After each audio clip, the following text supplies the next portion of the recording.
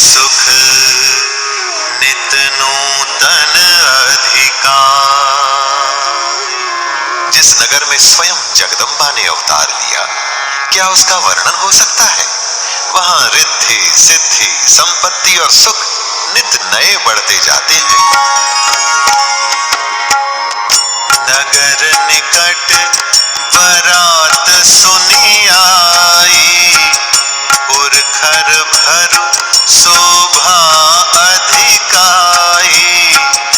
करि बनाव सज वाहन नाना, चले लेन सादर अगवाना।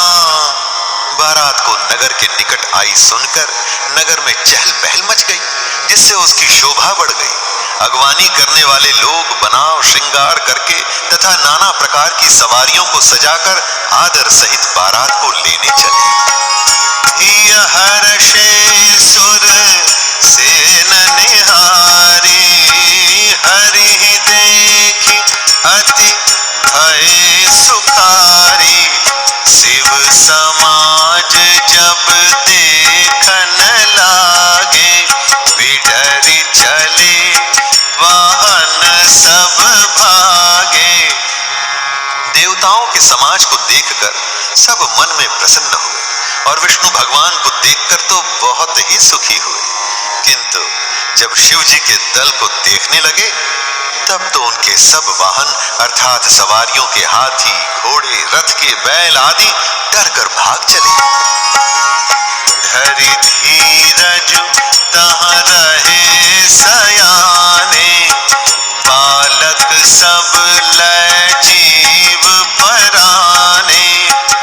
गए भवन पूछहि पितु माता, कहहि बचन भय कंपित गाता। कुछ बड़ी उम्र के समझदार लोग धीरज धरकर वहां डटे रहे। लड़के तो सब अपने प्राण लेकर भागे। घर पहुंचने पर जब माता पिता पूछते हैं, तब वे भय से कांपते हुए शरीर से ऐसा वचन कहते हैं। कहिय काह कही जाई न बाता, जम कर धार की धौं बरियाता। बरु बौराह बसह असवारा, ब्याल कपाल विभूषण चारा। क्या कहूं, कोई बात कही नहीं जाती। ये बारात है या यमराज की सेना? दूल्हा पागल है और बैल पर सवार है। सांप कपाल और राख ही उसके कहने हैं।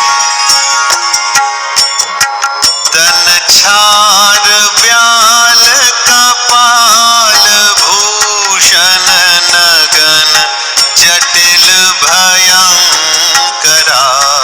संग भूत प्रेत पिशाच जोगिनी, विकट मुख रजनी चरा।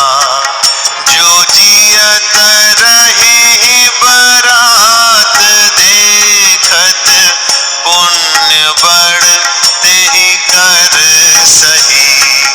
देखी सो उमा विबाहु घर घर, बात असिलर कन कही। दूल्हे के शरीर पर राख लगी है, सांप और कपाल के कहने हैं। वह नंगा जटाधारी और भयंकर है। उसके साथ भयानक मुख वाले भूत प्रेत पिशाच योगिनियां और राक्षस हैं। जो बारात को देखकर जीता बचेगा, सचमुच उसके बड़े ही पुण्य है और वही पार्वती का विवाह देखेगा। लड़कों ने घर घर यही बात कही। समुझि महेश समाज सब, जननी जनक मुस्काई। बाल बुझाए विविध विधि, निडर हो डरो नाहि। शिव जी का समाज समझकर सब लड़कों के माता पिता मुस्कुराते हैं। उन्होंने बहुत तरह से लड़कों को समझाया कि निडर हो जाओ, डरने की कोई बात नहीं है। ले अगवान बरात ही सबहि जनवास सुहाए। मैना शुभ आरती सवारी, संग सुमंगल गावहि नारी। अगवान लोग बारात को लिवा लाए। उन्होंने सबको सुंदर जनवासे ठहरने को दिए। मैना अर्थात पार्वती जी की माता ने शुभ आरती सजाई और उनके साथ की स्त्रियां उत्तम मंगल गीत गाने लगी। कंचन थार सोह बर पानी, परिछन चली हरहि हर्षानी। विकट वेश रुद्र ही जब देखा, अवलन उर भय भयउ विशेषा। सुंदर हाथों में सोने का थाल शोभित है। इस प्रकार मैना हर्ष के साथ शिव जी का परछन करने चली। जब महादेव जी को भयानक वेश में देखा, तब तो स्त्रियों के मन में बड़ा भारी भय उत्पन्न हो गया। भागी भवन पैठी अति त्रासा, गए महेश जहां जनवासा। मैना हृदय भयउ दुख भारी, लीन्ही बोली गिरीश कुमारी। बहुत ही डर के मारे भागकर वे घर में घुस गई और शिवजी जहां जनवासा था वहां चले गए। मैना के हृदय में बड़ा दुख हुआ। उन्होंने पार्वती जी को अपने पास बुला लिया। अधिक स्नेह गोद बैठारी, श्याम सरोज नयन भरे बारी। जेहि विधि तुम्हि रूप अस दीना, तेहि जड़ बरु बाउर कस कीन्हा। और अत्यंत स्नेह से गोद में बैठाकर अपने नील कमल के समान नेत्रों में आंसू भरकर कहा, जिस विधाता ने तुमको ऐसा सुंदर रूप दिया, उस मूर्ख ने तुम्हारे दूल्हे को बावला कैसे बनाया। कस कीन्ह बरु बाराह विधि, जेहि तुम्हि सुंदरता दई। जो फल चाहिए सुर तरुहि, सो बर बस बबूरहि लागई। तुम सहित गिरिते गिरों, पावक जरों जल निधि महु परों। घर जाओ अब जस हो जग, जीवत विबाहु न हो करो।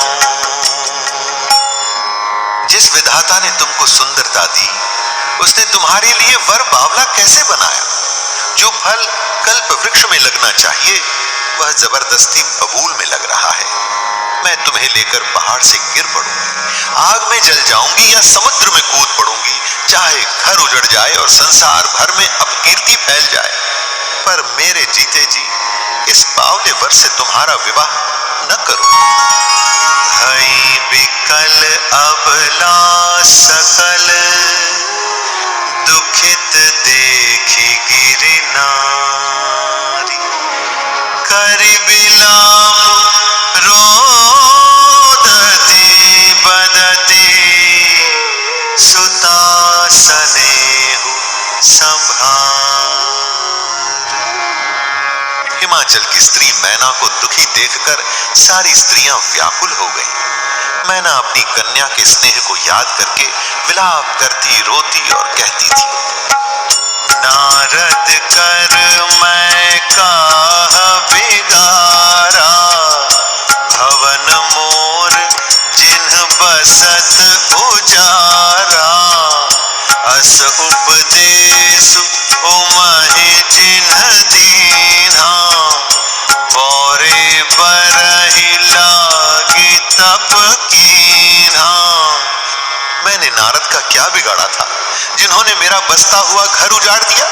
और जिन्होंने पार्वती को ऐसा उपदेश दिया कि जिससे उसने बावले वर के लिए तप किया।